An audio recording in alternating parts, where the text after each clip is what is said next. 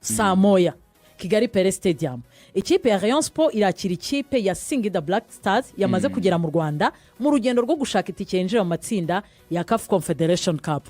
Rugaju ikintu cya mbere na mbere attention kuko niba kwenga attention abareo bose bamenyeshejwe ko nta muntu uzinjirira ubuntu. Ni ukugura itike bahereye kuri president Tade yamaze kwigura mwana na invitation. No.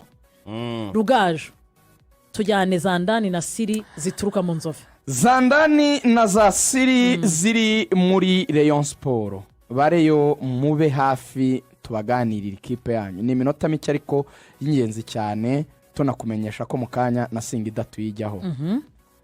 Ikintu cya mbere bareyo nababwira ku munsi w'ejo twavugaga ikintu kijyanye n'imipangire y'abakinnyi. Umutoza yavuze ati uko match ya Kiyovu Sport abakinnyi bari bapanze. Yego. Umuntu wenyine uri bubonemo umwanya akinjiramo mu bakinnyi batabanjemo ni Abedi Bigirimana. Gusa arasimbura nde rero? Arasimbura nde? Kibazo kiza cyane Samiri. Kuri ubu umuntu witwa Richard Ndayishimiye amahirwe menshi ni ushobora kuvamo hakinjiramo Abedi. Ndabisobanura muri ubu buryo. Umutoza arakubwira ati impamvu ndi bushyiremo safe kuri gatandatu kuruta uko nashyira muri Richard. Aravuga ati safe hari ikintu aduha iyo tudafite umupira Richard ataduha, icyo bita kwaka umupira, kwambura imipira. Ego. Aravuga ati safe ashobora kuba atari mwiza mu kijyanye rwose no gusohora umupira. Iki ngiki cyo ngo turawufite, turashaka umuntu ukura hagati tujyana imbere. Va muri ka yacu tujya mu yindi. Ati rwose wenda byemera ko Richard ni mwiza cyane, yakinisha ikipe neza, uburyo atanga baro ku mpande n'ibiki, uburyo akorana n'abamediateri bagenzi be, iyo afite umupira ku kirenge ku mukuru biragoye, atubona ko Sefu agera n'amaperte de balle menshi ugereranyije na Richard. Aravuga atariko tugiye gukina n'ikipe ifite mediane ikomeye. Mediane irimo kapitani Haredi Aucho twari tuvuze, Kratis Chota Chama. Ikamo Chota Chama. Nabwo ariko kinayipanga mutoza Gamondi. Afata Haredi Aucho. Ega buriya Haredi Aucho nayo mwareberebaga no mu ikipe ya Young Africans. Nago baresigaye bakimukashisha wenyine. Oya no mu ikipe y'igihugu y'Ubugande nabwo akina wenyine. Uko bakina Ronald Sekiganda agakina box. Nabwo akiri wa mukinnyi utanga bya indi yatangaga. Rero niyo mpamvu muri Yanga bamushyiragaho uyu musore Duke Abuya. Uyu mutoza rero Gamondi ni umuntu wamutoje arabizi. Azi situation Singida mwakiriyemo. Afata rero witwa Haridi Abibu. Hari n'igihe abantu babonaga banditse ngo mu ikipe ya Singida arabanzamo Haridi. Bakavuga ati se Haridi Aucho ari mu ikipe y'igihugu akaba no muri Singida. Ni umusore yitwa Haridi Abibu. Noneho imbere yaho bakashyira Diomande. Ni umusore ukina 10. Niyo mpamvu mwabonye Chama asa nk'ukina free roll. Akina ku ruhande ari rwa ruhande rupfuye ari wa mukinnyi ushobora gufasha mu kwataka. Niyo mwarayibonye biranamworohera gukora igitego kuko ntabwo akina ya role ya playmaker. Arakinira ku ruhande yunganira Muwaku uno muzayirwa ndetse n'uno mutaramundi ukunda gukina yataka rekanze murebe ndamufite hafi yitwa Maruf Chake Munyatogo. Bari Maruf Chake Munyatogo ndetse na Muwaku na musore witwa Cham. Urayitwinjizamo neza cyane na Ruvuyanga mukanya. Yego. Muri Rayon Sport mu gihe turi kuyiganira ko amahirwe menshi ari uko Sefu azakina Richard akaba ari kuri bench, Abedi akaza mu kibuga. Abedi yavuye muri equipe nationale y'u Burundi Rigoga nshuti yanjye afite akabrusire gato munsi y'ikirenge hagana ku gatsinsino. Iyo muze brusire mu mupira ntabwo ari igisebe nk'igisebe nyine. Afite hari ukuntu umukinnyi asa n'ugukubita nkaha ku gatsinsino ariko hagana munsi y'inyuma y'ikirenge haranaryana ukanyagwa. Nta muntu wari waribwa munsi y'agatsinsino ngo mvuge ukuntu biryana, urakandagira ukumva kubera ko harimo imitsi izamuka kandi mu bworo n'imitsi yose ihurira. Uzi kuri yebwe ukuguru kose bikanafata n'umugongo. Agatsinsino ni kabi cyane. Ariko timu physio wa Rayon Sport yambwiye ati Rugaju ubushake Abedi afite n'imyitozo ari gukora n'uburyo turi kugerageza kumuvura biragaragara yuko iyi match azaba ashobora kuba ameze neza azayikina. Abedi ngo yarivugiye ngo nakunze icyo kintu cyanejeje cyane bareyo ahantu muri mushimira Abedi. Yavuze ngo izi nizo match naguriwe nta excuse n'imwe yambuza kujya mu kibuga keretse ndwaye bya bindi bidashobora kwihanganirwa nyine hari ibintu utagira mugakina ni kwa muganga aryamye mu bitaro atari ko ibi bintu bashobora kuntera urushinge nshobora kuzirika akabandi inyuma nkagira ibyo mpa ekipe niba y'iminota 60 ndajyamo munshyiremo rero undi mukinnyi abareba bibazo mbere yo kumvuga 11 yego tujya no kuri iyindi match ni umukinnyi witwa Emery Bayisenge bareyo aha muraza kwihangana Emery ntabwo azaboneka yego Emery ari gukora ku ruhande ari gukora wenyine rwose baragerageje kureba ko yari coveringa imvura yagize kuri Vipers byanze buriya rero kuri story ya Emery nawe buriya kumvuneye Emery buriya no kuri Kiyovu yashakaga gukina abwira coach ati genda tayari kuko nanjye ahantu nshaka kugaragarira ni ku mukino wa Kiyovu n'umukino w'ikipe ya Singida ariko umuganga abwira coach Afahami yarambwira ati coach dufashe risk tukamukinisha ubu twazariska kutazongera kubona Emery Bayisenge mu kibuga vuba hangaha naho undi Emery buriya nawe yifuzaga gukina uwo mukino uko biri gutekerezwa rero Rigoga nuko uretse ko Emery ataboneka undi muntu uri gukoreshwa cyane mu myitozo kubera cya kintu cya manque d'experience muri defense yariyo twabigarutseho Fabrice n'umwana nibwo akiva muri iriya kipe yatsinda batsinde nta myaka 2 amaze mu cyiciro cya mbere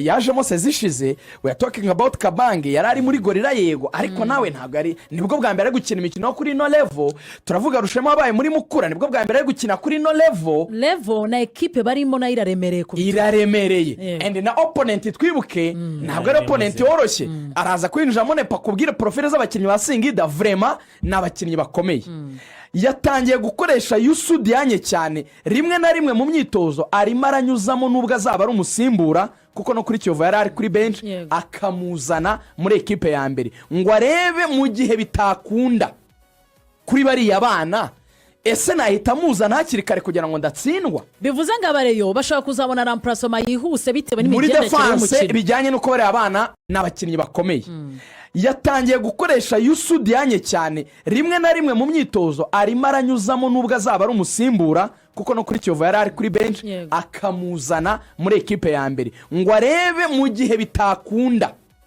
kuri bariya bana ese nahita muzana hakiri kare kugira ngo ndatsindwa bivuze ngo abareyo bashaka kuzabona remplacement yihuse bitewe n'imigendekere y'umukino bijyanye nuko bariya bana bomba defenseur batatu tuvuze bareponda ariko Youssou Diagne kuko Emery adahari ari kumwegereza cyane ko kuba yazamuha iminota ari kumukoresha cyane byihariye hari ikindi kintu abareba bari kwibaza batese role y'umuntu yitwa Abedi Lokando ngise nzongera kumwita Abedi Bigirimana aho namenye amazina ye rwose y'amakongomani niyo nzajya nivugira yitwa Abedi Lokando uyu Abedi Lokando cyangwa Abedi Bigirimana nkuko mumuzi azakina 8 cyangwa azakina 10 decision yabaye ko Abedi azakina 8 umusore Gruwara agakina 10 kuki bafashe no decision bavuga yuko hari ikintu yifitemo Gruwari ba Abedi batagira cyo gutsinda ibitego ikintu cyitwa scoring rate ye imeze neza cyane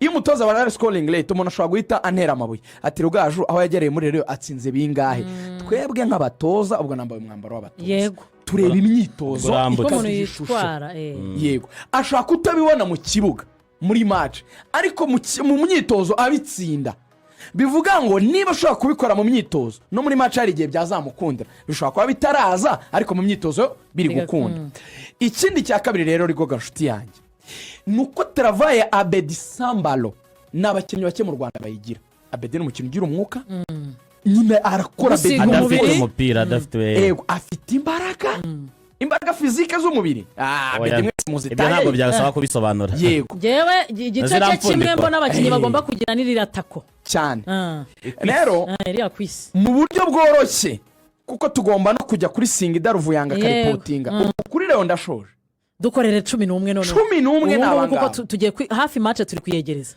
11 bareyo kuri match ya Singida mwizamu haza barimo Pavel Nzira nta gihinduka yego abadefenseri ni 3 hagomba kuba harimo umusore witwa Rushema Chris hakamo Fabrice hakamo na Kabange yego yakinnye kuri Kiyovu uruhande rw'iburyo nk'umu wing back ni Serumogo Ari Omar arahari cyane uruhande rw'imoso nk'umu wing back ni Cindy Paul Jesus niwe bazabanzamo. yego babiri bo hagati bazaba baka imipira.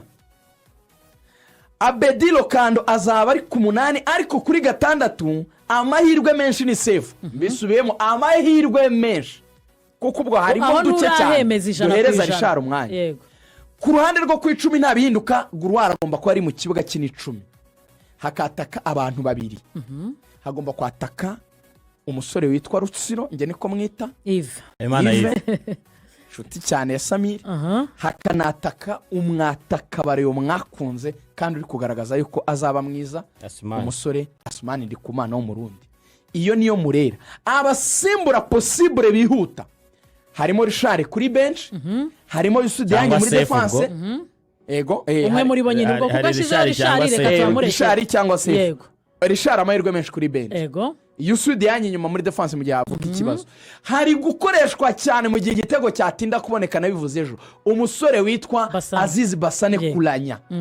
Buriya niyo umutoza akora icyo bita plan du jeu uba ufite abakinnyi nka 3-4 uvuge ngo abangaba in case bagomba guhita baza gustepinga in bagakemura ikibazo mu gihe nakora changement wenda mpindura ama systeme cyangwa ubwo abamitana nabwira abantu bagera imyitozo bikabacanga. Niyo mpamvu iyo umutoza ari gukoresha imyitozo iri technique usanga afashe nka Bagayogo agafata na Basane ugasanga bashyize nko muri kona imwe mu ruhande rumwe ari kubakoresha imyitozo isa ari babiri n'abandi bari gukora mu gice cyabo gutyo gutyo. Rigoga dusoza kuri Reyo abayobozi barasura equipe iri gucumbika mu Karumuna barayisura abahe bayobozi ku mugoroba ni Tade n'inshuti ze niko nsigaye mbi na Sadate na Jean Fidel n'abafura. Icyo navuga prime yo igomba kuba hejuru y'200,000 kuko niba barabonye iry'itandatu kuri Kiyovu biratekerezwa ko iyi match no kugezwa mu 400,000 cyane ko mukanyana nabonaga stade ishobora kuzura urumva amafaranga araba yabonetse ko nk'ubu VIP imaze kugera kuri 80%, VIP 5.8 muri regular ni 5.2 muri general ni 49%. Ubwo ni kuvuga ahashobora guturuka prime. Bambwiye ko ngo muri systeme hamaze kugurwa amatike agera kuri 2,300 kandi stade zajyamo 7,000. Mwiko ko turi kuwa kane match kwa gatandatu nimutagura tike nonaha ntimuzavuge ngo ntitwabimenye ngo none ngo stade ngiruzuye. Ubwo abareyo bagure tike banyuze ku mbuga nkoranyambaga zabo cyangwa barebe ku kanyenyeri 662 akanyenyeri 700 akanyenyeri 772 urwego bagure tike. Abareyo ntubabwiye ikipe ya Rayon Sport muri iminota ndagira ngo rwose ngiye kuguha iminota itarenze 2 kuko umuvandimwe Ruvuyanga tugomba kumwakira.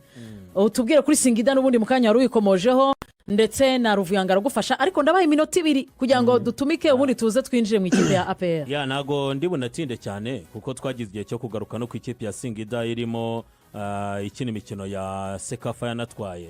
N'umutoza Gamondo umenyereye aya marushanwa urumva ku ikipe ya Rayon Sport abigarutseho neza cyane. Rigani n'abakinnyi benshi batamenyereye iyi mikino bamwe bakinishakisha kuri ekipe nini nka Rayon Sport bakirushywa cyane cyane no kwakira uwo mutwaro. Ku ikipe rero ya Singida umutoza yagize igihe cyo kwitegura niyo mpamvu no gukora 11 kuri we bigenda bimworohera. Urebye akagira n'izindi option nyinshi cyane z'abakinnyi agenda akoresha yaba umuzamu witwa Msalanga n'umusore w'umuhanga cyane w'umunya Tanzania n'umuzamu mwiza cyane akagira n'abashobora kumwunganira nka Metacha Munata yabaye umuzamu wa Sekafa atarakinnye finale.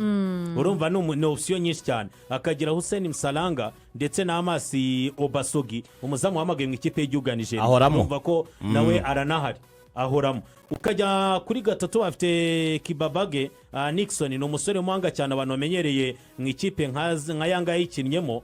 Ukagira iburyo umusore witwa Ndekofi ne ekipe nayo urumva ko abantu bamaze kubona ko ari ekipe ifite abakinnyi beza abakinnyi bafite experience. Noneho ukajya muri axe bafite umusore witwa Chuku n'umusore w'umunya Nigeria bakagira n'umusore witwa Trabi bakagira hagati mu kibuga hari Daucho ndetse na hari Dabibu ndetse na Diomande urandi rumwe Chama urundi Maruf Chake ndetse na Mwaku bakagira Elvis Rupi ushobora gusimbura na Keyeke ukunda gusimbura Diomande. Ikibazo nzagira ngiye kuri Rayon Sport ni ibintu bibi. iyi sisiteme itumvikana ku bakinnyi. iyo kipe wari uvuze ifite Gadiel Michael Kamake ifite experience na Deus Kaseke. Kaseke nabo bari inyuma. kandi abo bakinnyi bayibayemo imyaka nk'itatu. Gadiel Michael ndetse na Deus Kaseke. uwo Deus Kaseke ndamwemera cyane. Deus Kaseke yabaye muri Yanga. mwemerera gusa izina oya bari kumwe nayo bahusha kujya mu matsinda riga 2022 batsindwa na Future Stars. mbwira ikintu kimwe tugende ebyiri ku ikipe ya Rayon Sport. mbere na mbere ni ikipe ya Rayon Sport kuri systeme itumvikana byagaragaye ko kugira ngo anarangize match ya Kiyovu ari nawe ashobora kuzaba ikibazo, ari nawe azaba ikibazo. ejo tuzabigarukaho dufite umunsi umutoza azabirebe no gutsinda match ya Kiyovu byagusabye guhindura systeme. icya kabiri ni umukinnyi wafasha mu buryo bwo gutembereza umupira mu gihe sefu awura ekipe ko sefu yaramukabuzemo nge byambabaza kuko kuri Kiyovu anavuyemo mwabonye ko Rayon Sport yongeye gusufura bisaba ko agarura Aimable aza kuzana Aimable nk'umukinnyi wamufasha gukasa. reka dutumike tuze twakire umuvandimwe Ruvuyanga.